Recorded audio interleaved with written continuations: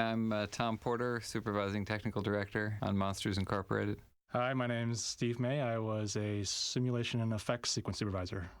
Hi, I'm Michael Fong. I'm a Sequence Supervisor for Monsters Incorporated.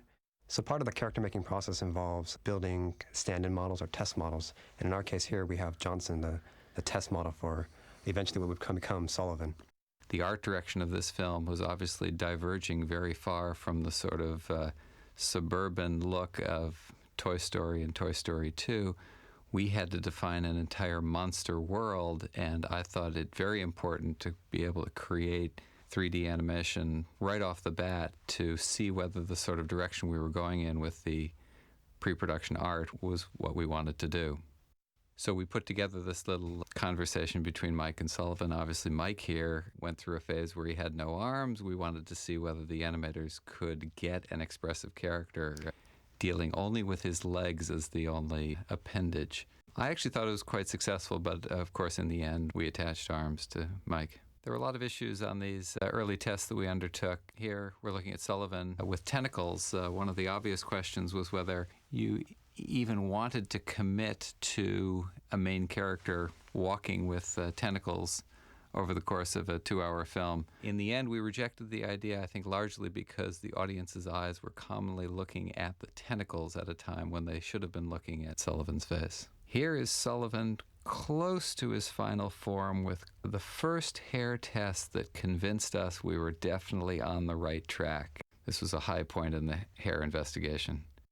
So here we have another test version of Sullivan. This one is Mulligan. We did a lot of animation tests to make sure that the fur held up in a variety of situations. We were really concerned about various actions and poses that the character could go through. The fur is a fairly complicated process. The hairs are moved by a computer program, and that means that each one of those hairs is somewhat out of our control. So we had to make sure that that software worked really, really well. And the only way to do that was to run Sullivan through every kind of test we could think of until we kind of solved every little hitch and problem that could come up over the course of a film. The directors had this idea at one point that Sullivan would wear glasses throughout the film. This is a dangerous sort of idea. Pixar animation in general is very careful to make sure that the eyes of the character are perfectly readable. The eyes turn out to be a very clear way of expressing the personality of any character. The decision to put glasses on Sullivan meant that perhaps the eyes wouldn't be as readable. These are facial tests. We decided that his fur should be non-dynamic so that it didn't move in distracting ways in the area that we always focus on, which is the face of the character. For a while, Sullivan had a really thick coat of hair on his back. It was like a different color and a different thickness to the hair. It was an interesting test, but eventually we did away with that idea. One of the ways that we made development of the fur easier was we built a really simple model dubbed the hairball. And we started out with a kind of clean fur look. And then we tried some more extreme cases where we made the hair look like it was wet and slimy, or where it looked like it was made out of kind of braided or corded hair. Eventually, Pete and Bob Polly grew attached to the hairball that we used for doing the fur tests, and we made some monsters with it. We added tentacles or legs, or in some cases arms, and generated a hair scare and some other background monsters for the movie. This shot really scared me to death. This is the kind of shot that, as an effects artist, that makes the sweat roll down your forehead and makes your heart beat fast.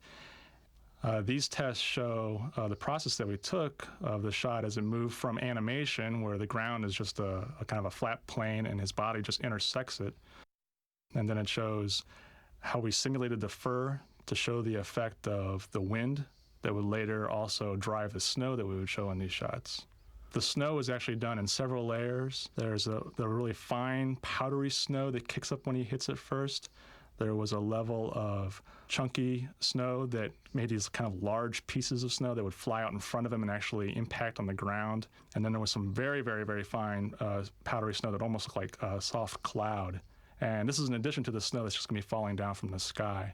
This is the final version of the shot. This has all the effects elements added together, and probably the most important element was the snow and the fur. In the end, we modified the way that the fur software worked so that we could add things into his hair. As each hair is grown, We take into account a number of factors, how long he's been out in the snow, what direction the wind is blowing, etc., to determine the likelihood that snowflakes will occur on certain parts of his fur. And for that shot, in the end, we ended up with over 1 million individual snowflakes. So once again, we've gone back to earlier tests of Sullivan. In this case here, we were testing how Sullivan's fur would react to like wind forces. The main thing we were focusing on here was the nozzle in the back spraying over his shoulder, and would it make the fur look like it was reacting to this burst of wind coming out? We did several tests to just show the general motion of his fur. So we had Sullivan run, jog, walk, jump in place, scratch his chest. And the whole idea here was just to make sure that the fur looked like it had the weight of like a real animal's fur would have. We did a lot of tests for Sullivan. One way we tested his fur was to basically build an obstacle course and then run him through it. When we first ran this test with the fur, it didn't go so well. His fur got caught in some of the objects that it was supposed to respond with. It stretched a lot because of the extreme amount of motion. We did another test, you see here. We got kind of a case of fur mange, where his skin is poking through. But in the end, we solved the problems with the fur with the help of our tools department. And we were able to actually run Sullivan through the obstacle course without any problems occurring.